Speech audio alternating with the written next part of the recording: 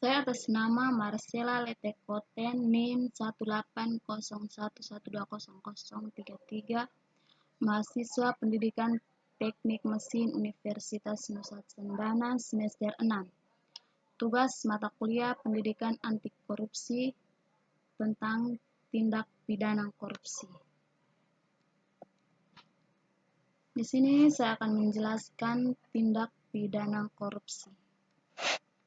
Definisi korupsi secara gamblang telah dijelaskan dalam pasal 13 Undang-Undang Nomor 31 Tahun 1999 tentang Pemberantasan Tindak Pidana Korupsi atau Undang-Undang Tipikor, sebagaimana yang telah diubah dengan Undang-Undang Nomor 20 Tahun 2001 tentang perubahan atas Undang-Undang Nomor 31 Tahun 1999 tentang pemberantasan tindak pidana korupsi.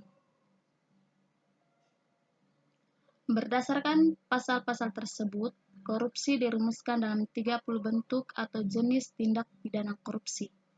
Ke-30 bentuk tersebut kemudian dapat disederhanakan ke dalam 7 kelompok besar, yaitu kerugian keuangan negara, suap menyuap, penggelapan dalam jabatan, pemerasan, perbuatan curang, benturan kepentingan dalam penggadaan, dan gratifikasi. Masing-masing kelompok kemudian dapat diuraikan sebagai berikut. Yang pertama, kerugian keuangan negara. Unsur dapat merugikan keuangan negara seharusnya diartikan merugikan negara dalam arti langsung maupun tidak langsung. Artinya, suatu tindakan otomatis dapat dianggap merugikan keuangan negara apabila tindakan tersebut berpotensi menimbulkan kerugian negara. Kata dapat sebelum frasa merugikan keuangan atau perekonomian negara menunjukkan bahwa tindak pidana korupsi merupakan delik formal. Adanya tindak pidana korupsi cukup dengan dipenuhi unsur-unsur perbuatan yang sudah dirumuskan, bukan dengan timbulnya akibat. Yang kedua, suap menyuap.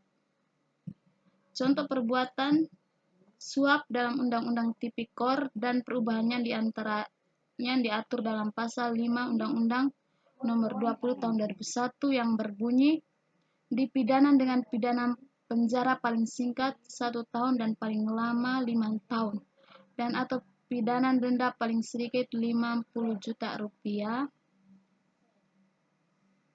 dan paling banyak 250 juta rupiah setiap orang yang memberi atau menjanjikan sesuatu kepada pegawai negeri atau penyelenggara negara dengan maksud supaya pegawai negeri atau penyelenggara negara tersebut berbuat atau tidak berbuat sesuatu dalam jabatannya yang bertentangan dengan kewajiban atau memberi sesuatu kepada pegawai negeri atau penyelenggara negara karena berhubungan dengan sesuatu yang bertentangan dengan kewajiban dilakukan atau tidak dilakukan dalam jabatannya.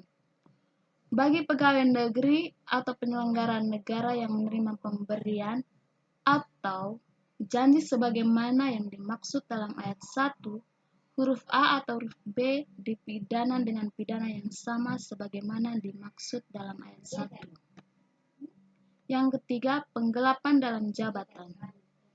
Contoh penggelapan dalam jabatan diatur dalam pasal 8 Undang-Undang Nomor 20 Tahun 2001 yang berbunyi dipidana dengan pidana penjara paling singkat 3 tahun dan paling lama 15 tahun dan dipidana denda paling sedikit 150 juta rupiah dan paling banyak 750 juta rupiah.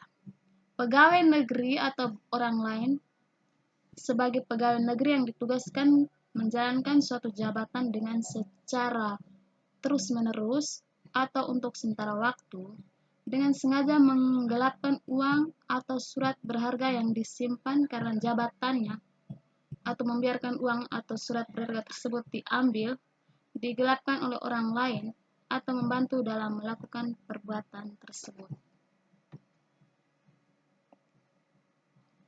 5. Perbuatan curang. Perbuatan curang dalam Undang-Undang Tipikor dan perubahannya diantaranya berbentuk yang pertama pemborong, ahli bangunan yang pada waktu membuat bangunan atau penjual bahan bangunan yang pada waktu menyerahkan bahan bangunan melakukan perbuatan curang yang dapat membahayakan keamanan orang atau barang atau keselamatan negara dalam keadaan perang. Yang kedua, setiap orang yang bertugas mengawasi bangunan atau penyerahan bahan bangunan sengaja membiarkan perbuatan curang di atas. Yang ketiga, setiap orang yang pada waktu menyerahkan barang keperluan Tentara Nasional Indonesia dan atau Kepolisian Negara Republik Indonesia melakukan perbuatan curang yang dapat membahayakan keselamatan negara dalam keadaan perang. Yang keempat, setiap orang yang bertugas mengawasi penyerahan barang keperluan Tentara Nasional Indonesia dan atau Kepolisian Negara Republik Indonesia dengan sengaja membiarkan perbuatan curang di atas. 6. Benturan kepentingan dalam pengadaan.